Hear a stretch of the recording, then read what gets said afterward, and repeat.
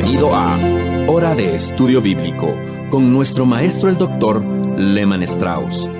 Este estudio es el resultado del tiempo personal con el Señor, el ministerio pastoral y la experiencia en conferencias bíblicas del Dr. Lehman Strauss.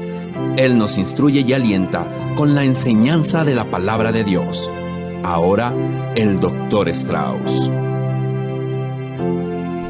Muchas gracias por acompañarnos. Bienvenidos a un nuevo estudio.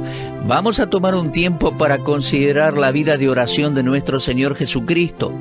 En principio vamos a considerar en Juan 11 el milagro de dar vida a los muertos. Solo Juan registró el milagro de la resurrección de Lázaro. Lázaro había estado en el sepulcro ya por 4 días. Una multitud se había congregado y lamentaban la muerte de este hermano de María y Marta.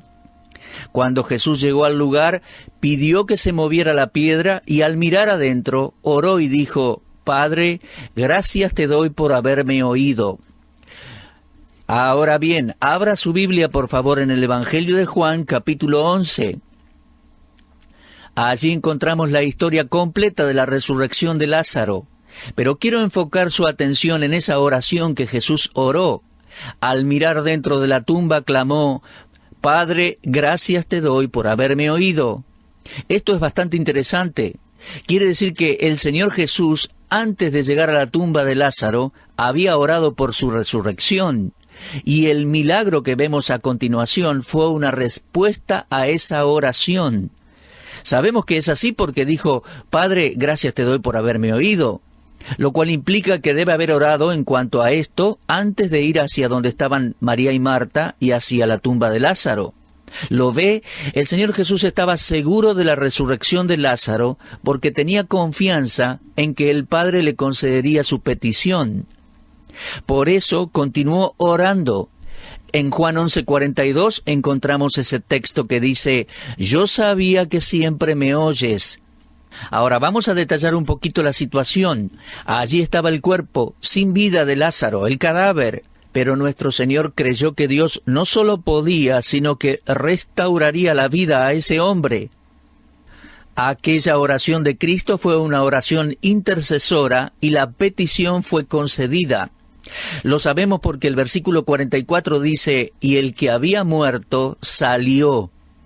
Mientras nuestro Señor llevaba a cabo el más impactante milagro de toda su carrera, anexó al mismo la oración y la adoración a Dios. Observe que en esa ocasión todos los que estaban presentes aprendieron lecciones importantísimas en cuanto a la oración. Esa fue la única razón por la cual Cristo oró y agradeció al Padre en la presencia de la multitud. En el versículo 42 dice: Yo sabía que siempre me oyes, pero lo dije por causa de la multitud que está alrededor, para que crean que tú me has enviado. Aquí tenemos una lección vital para todos nosotros. Uno no ora en público para que los demás lo escuchen. Si bien hay ocasiones en las cuales una oración en público puede ser de bendición para otros creyentes, pero debemos tomarnos esto seriamente. Estas lecciones de oración que podemos aprender de la vida del Señor Jesús, sus milagros siempre estaban relacionados con la oración. Él siempre hablaba con el Padre Celestial acerca de ellos. Y al llegar al final del ministerio de Cristo en la tierra, vemos que Él mismo se caracteriza por la oración. Los últimos días de nuestro Señor en la tierra, antes de ser arrestado y juzgado, los pasó en oración. Uno de sus lugares predilectos para orar era el jardín de Getsemaní. Lo leemos allí en Mateo 26. Jesús miró a sus discípulos y les dijo: Siéntense aquí, entre tanto que voy allí y oro. Luego, tomando a Pedro, Jacobo y Juan, entró al jardín y les dijo: Mi alma está muy triste hasta la muerte. Mateo y Marcos nos dicen que él se postró en el suelo, mientras Lucas nos dice que se arrodilló. No obstante, los tres describen el contenido de la oración, la completa sumisión a la voluntad del Padre. Fíjese en esa oración allí en Mateo 26:39. Padre mío, si es posible, pasa de mí esta copa, pero no sea como yo quiero, sino como tú. sabiendo que en pocas horas cargaría con el peso absoluto de la paga de los pecados de toda la humanidad, una lucha física, mental, emocional y espiritual comenzó dentro de él. El Señor dice haber sentido una soledad y un aislamiento extraño. Los hombres ya estaban planeando su muerte y en cuestión de horas el Padre quitaría el cielo de su vista. Jesús estaba pasando por la experiencia más crucial de su vida terrenal, una experiencia a la cual hubiera escapado de ser posible. Él se dio cuenta que la hora había llegado, la hora en la que se haría sacrificio por el pecado de todos nosotros y experimentaría la horrenda soledad de estar separado del Padre. Pero la encaró de una manera triunfante, en oración, en total sumisión con la voluntad de Dios. Mateo 26:42 dice, otra vez fue y oró por segunda vez, diciendo, Padre mío, si no puede pasar de mí esta copa sin que yo la beba, hágase tu voluntad. Cuando Cristo se reincorporó al finalizar dicha oración, fue allí que se desencadenó lo que sería la gran victoria. Pasada la crisis, la conquista sería completa y él estaba listo para la cruz. Lo ve, la oración jugó un papel muy importante en esa victoria. Aquí hay lecciones muy prácticas para cada uno de nosotros. Nosotros también podemos enfrentar las experiencias más amargas de nuestras vidas al entregarnos en oración. Juan 18:11 dice, la copa que el Padre me ha dado, ¿no la he de beber? Son palabras del Señor Jesucristo. Ahora, vayamos al Calvario. Al hacerlo, vamos a examinar esos últimos momentos antes de la muerte de Cristo en la cruz. Sus primeras palabras en esos momentos de agonía fueron una oración a favor de los mismos hombres que estaban insertando los clavos en sus manos y en sus pies. Él oró en Lucas 23:34, Padre, perdónalos porque no saben lo que hacen. Ahí tenemos una oración de Cristo, mis amigos. Se trata de un ejemplo clásico de una oración intercesora. ¿Se da cuenta? Es más fácil orar por uno mismo, Aún es fácil orar por personas que amamos, por nuestros amigos. Es mucho más fácil que por nuestros enemigos. Pero el Señor allí oró por sus enemigos que lo estaban crucificando. Él estaba poniendo en práctica lo que había predicado en el Sermón del Monte. Allí en Mateo 5:44 él había dicho, amad a vuestros enemigos, bendecid a los que os maldicen, haced bien a los que os aborrecen, y orad por los que os ultrajan y os persiguen. Por favor, subraye esa palabra, esas palabras allí, orad por los que os ultrajan y os persiguen. Luego su obra en esta tierra llegaría a su fin. Habiendo sufrido por los pecados de la humanidad, respiró su último aliento, su último suspiro allí en una oración por los que le estaban rodeando. Y al entregar su vida, sus últimas palabras fueron, según Lucas 23:46, Padre, en tus manos encomiendo mi espíritu. Esas fueron sus últimas palabras antes de morir en la cruz. Fue una oración de seguridad. No puedo pensar en una mejor manera de morir que en una dulce y armoniosa comunión con Dios. Ahora bien, hemos analizado las oraciones de Cristo en los últimos momentos de su vida terrenal. Ahora vamos a ir al ministerio presente de Cristo en el cielo. ¿Alguna vez consideró el hecho de qué se trata un ministerio de oración? Cuando Jesús ascendió al Padre, no dejó de orar. Le pregunto, ¿nunca le vino a la mente que el Señor aún sigue orando por nosotros? Bueno, en Hebreos 7:25 dice, por lo cual puede también salvar perpetuamente a los que por Él se acercan a Dios, viviendo siempre para interceder por ellos. Hebreos 7:17 dice que Cristo es nuestro sacerdote para siempre, y el versículo 24 dice que su sacerdocio es inmutable y para siempre. Esto me dice que jamás sus intercesiones por nosotros van a quedar en el camino, siempre van a llegar al Padre Celestial. Cristo ejerce la función de sacerdote sin interrupción o interferencia. Y eso para que todos los que son suyos no se pierdan jamás. Él puede salvarnos perpetuamente. nos salvó por su obra propiciatoria en la cruz y nos mantiene salvos por medio de su obra sacerdotal en los cielos. El fruto de la obra propiciatoria de Cristo es nuestra salvación. El fruto de su obra sacerdotal en el cielo es nuestra seguridad. Al llevar a cabo su ministerio sacerdotal, Él no vive para sí, sino para todos los que vienen a Él. Es algo maravilloso darse cuenta de que Jesús ora a favor nuestro. Amigos cristianos, esto es lo que Él está haciendo en el cielo, intercediendo por usted y por mí. Según Hebreos 4:14, Cristo es nuestro gran sumo sacerdote. Sí, Él no solo es el gran sumo sacerdote, sino que es el más grande sumo sacerdote cuyas oraciones tienen todo el poder de la deidad. Nunca nadie oró por nosotros como el glorioso sumo sacerdote lo hace. Sus oraciones son superiores a las oraciones de los santos porque Él vive continuamente para siempre intercediendo por nosotros. Cristo nos reconcilió con Dios por su muerte, pero Él nos representa delante de Dios en vida, en su vida. Y en el presente aparece en la presencia de Dios por nosotros. Hebreos 9:24 dice eso. Tal como el Señor rogó al Padre por Pedro, de la misma manera Él intercede en este mismo momento a favor nuestro. Su ministerio presente de intercesión e intervención es tan real y vital como su muerte en la cruz por nuestros pecados.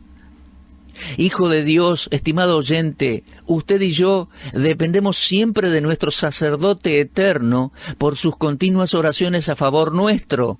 Y qué Salvador más grande que tenemos. Qué privilegio es poder servir y alabar a un Salvador como Cristo. Es de mucho ánimo para mí, como predicador del Evangelio y como cristiano, saber que alguien siempre está orando por mí. Eso es casi increíble, pero es una realidad. En algunos periodos de mi ministerio me he preguntado si alguien estaba orando por mí. Los problemas se apilaban, las pruebas y las tribulaciones venían de todos lados, y yo me preguntaba, ¿alguien estará orando por mí? Y un día, en mi lectura bíblica, llegué allí a Hebreos 7:25, y Dios me reprendió al recordarme que el Señor Jesús vive intercediendo por mí. Ahora, mis amigos, estamos allí prácticamente en la mitad del programa. Si usted recién enciende la radio, o si recién nos sintoniza, permítame presentarme. Mi nombre es Raúl Ferrero y estoy haciendo la traducción de los estudios bíblicos del Dr. Lehman Strauss. Y usted está escuchando este programa que se llama Hora de Estudio Bíblico. Estamos hablando en cuanto a la vida de oración de Cristo y ahora vamos a ir hacia un nuevo aspecto en nuestro estudio, que es responder algunas preguntas en cuanto a la oración. Primera pregunta, ¿puede una persona ser salva sin haber orado para salvarse? Bueno, no voy a intentar responder esta pregunta con un sí o con un no. Voy a comenzar afirmando mi creencia en que la salvación es gratuita y llena de perdón y gracia, ofrecida por la gracia a todos los pecadores y no depende de ninguna manera de obra alguna. En Efesios 2:8 y Tito 3:5 queda bien en claro que la salvación no es por obras. Sin embargo, se me hace difícil creer cómo un pecador puede recibir la salvación sin quererla, o sin pedirla, o sin recibirla. No creo que una persona pueda salvarse por recitar oraciones, pero tampoco creo que sin orar alguno se salve. Me tocó estar junto a muchas personas en sus últimos minutos de vida, como pastor, y muchos de ellos no eran salvos. Nunca perdí la esperanza que una persona se salvara en su lecho de muerte. Yo creo que una persona puede salvarse en cualquier momento. Sin embargo, no voy a ofrecer esperanzas falsas a una persona que está por morir. Sería una esperanza falsa si esa persona no quiere recibir la salvación o no está dispuesta a pedírsela a Dios.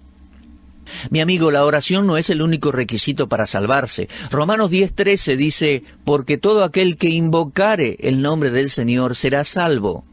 Si usted no ve la necesidad de clamar a Dios para que lo salve, entonces mi amigo no puede convencerme que verdaderamente quiere la salvación. ¿Está claro? Bueno, segunda pregunta. ¿Por qué se agacha la cabeza para orar?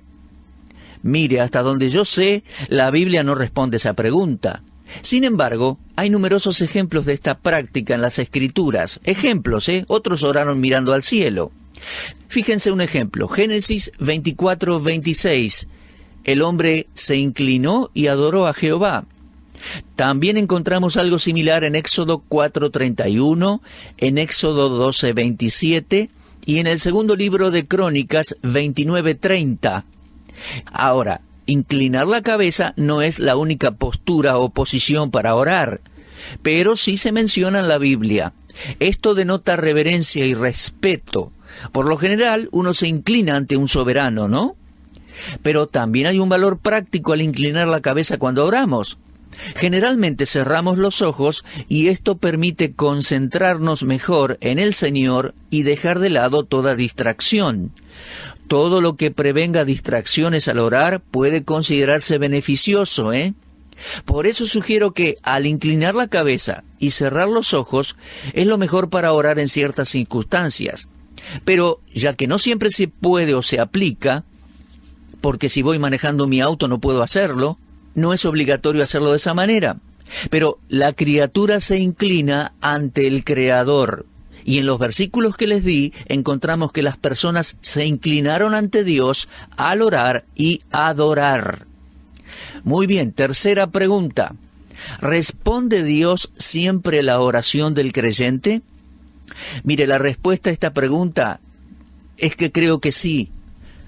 La respuesta va a venir en distintas maneras, sí. Pero no creo que jamás haya habido una oración sin contestar. Mire, la respuesta puede venir de distintas maneras. En primer lugar, puede haber una respuesta directa. Cuando oramos por algo específico y ese pedido es concedido, sin demoras, es algo directo. Se trata de una experiencia única. Ver cómo Dios responde instantáneamente a nuestra petición. En segundo lugar, tenemos la respuesta demorada. El pedido es concedido, pero hay que esperar. Dios lo pospone intencionalmente. La necesidad es real, el pedido puede ser válido, pero es posible que nuestro tiempo sea el equivocado. Ahora, un pedido que se demora no es un pedido negado. Dios sabe mejor que nosotros cuándo darnos lo que le pedimos. No debemos desanimarnos si nuestro pedido no es respondido de inmediato. Deje a Dios obrar en su tiempo, el tiempo de Dios. El tiempo de Dios siempre es perfecto. Después de haber orado por algo, déjelo en las manos de Dios. Su reloj nunca estará atrasado. Dios siempre responde las oraciones. Bueno, una respuesta directa es una respuesta diferente también es una respuesta, y una respuesta demorada también es una respuesta, y también Dios puede respondernos que no. Una negación de parte de Dios también es una respuesta, Muy bien, cuarta pregunta. ¿Es importante que uno ore en voz alta? Bueno, mire, hay ventajas al orar en voz alta. En lo personal siento como que estoy hablando con una persona real cuando oro en voz alta. El salmista dijo en el Salmo 77:1, «Con mi voz clamé a Dios clamé y Él me escuchará». Si oramos de una manera audible en la privacidad de nuestra habitación, creo que nos ayudará para cuando se nos requiera orar en público. Las personas que dicen no poder orar en público, por lo general, no oran en voz alta en privado. Creo que cuando usamos nuestra voz, nos concentramos mejor y controlamos mejor nuestras palabras. Sin embargo, debo añadir que la oración no necesita ser audible para que Dios la escuche. Yo oro muchas veces en silencio, mientras estoy de viaje o tal vez sentado en alguna reunión. Muchas veces me viene a la mente una persona y me pongo a orar por la persona. Y no sería apropiado en todo momento hacerlo en voz alta. Todo depende de la situación en la que una persona se encuentra. Mis amigos, esa oración en silencio va directamente a la presencia de Dios de la misma manera que una oración audible lo haría o llegaría a la presencia de Dios. Bueno, la próxima pregunta es: ¿puede Satanás obstruir nuestras oraciones? Bueno, yo creo que de eso no hay duda. Satanás obra por medio de sus demonios. En el Nuevo Testamento los demonios son llamados espíritus inmundos, y estos espíritus malos van a atacar siempre que puedan. En la Escritura vemos que ellos produjeron la ceguera en varios individuos, la pérdida de voz, y hasta atacan con enfermedades los cuerpos de las personas. Ahora, la oración es trabajo, y uno trabaja mejor cuando la mente y el cuerpo están bien. Yo creo que la oración es el ejercicio del creyente al cual el diablo trata de impedir con más ímpetu. Alguien dijo en una ocasión que el diablo tiembla al ver al creyente más débil de rodillas. Recuerdo haber tenido muchas noches difíciles, sin descanso, y haber utilizado esos momentos para orar. Pero permítame decirles algo, amigos. Después de no mucho tiempo de orar, me venía el sueño. Al diablo no le importa si yo pierdo el sueño, pero sí le importa si yo oro. En 1 de Pedro 5:8 leemos: «Sed sobrios y velad, porque vuestro adversario el diablo, como león rugiente, anda alrededor buscando a quien devorar». Y en 1 de Pedro 4:7 leemos: «Sed pues sobrios y velad en oración». Bueno, tenemos tiempo para una última pregunta, y es: ¿la oración cambia las cosas? Bueno, mire, puede que le impacte lo que le voy a decir, pero mi respuesta es sí y no. ¿La oración cambia las cosas? Bueno, en algunas ocasiones la oración cambia las cosas, pero por otro lado, por lo general, la oración cambia a la persona que ora. En el caso de Ezequías, lo leemos en los libros históricos, orar cambió las cosas. Dios le dijo a Ezequías que le había llegado la hora de morir. Ezequías oró a Dios para que le prolongue la vida terrenal, y en respuesta a esa oración, Dios le dio otros 15 años de vida. Entonces, en algunas ocasiones, la oración cambia las cosas. Pero en el caso de Pablo, 2 de Corintios 12, la oración no cambió las cosas, pero sí cambió a Pablo. Él oró 3 veces para ser sanado, y Dios no lo sanó. Su condición física siguió igual. Sin embargo, la actitud de Pablo hacia el aguijón que tenía en la carne y hacia Dios cambió la actitud cuando él descubrió la suficiencia de la gracia de Dios para seguir adelante.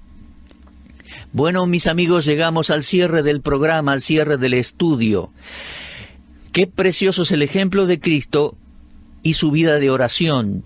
Qué precioso es saber que Él intercede por nosotros.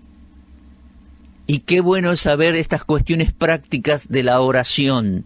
Necesitamos ponernos a orar, estudiar sobre la oración, sabiendo que Dios nos ama y nos atiende. Mis amigos, ha sido un gozo poder compartir con ustedes en cuanto a la vida de oración del Señor Jesús. Será hasta nuestro próximo encuentro. Muchas gracias. Usted estuvo escuchando Hora de Estudio Bíblico con el maestro el Dr. Lehmann Strauss. Si desea escuchar una vez más este mensaje, visite nuestra página en la internet www.bbnradio.org. Le dejamos la invitación para que el día de mañana nos acompañe aquí, en este mismo horario y punto del dial. Hora de Estudio Bíblico es una producción de BBN.